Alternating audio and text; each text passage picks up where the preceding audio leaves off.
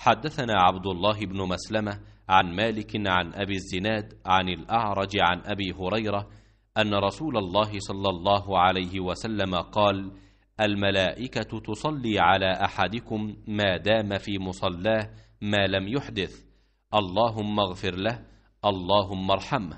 ولا يزال أحدكم في صلاة ما دامت الصلاة تحبسه، لا يمنعه أن ينقلب إلى أهله إلا الصلاة।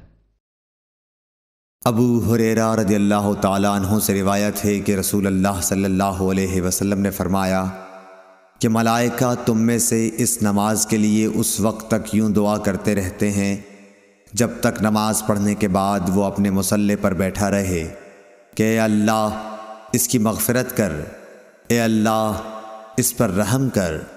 तुम में से वो शख्स जो सिर्फ़ नमाज की वजह से रुका हुआ है, घर जाने से सिवा नमाज के और कोई चीज़ उसके लिए माने नहीं, तो उसका ये सारा वक्त नमाज ही में शुमार होगा।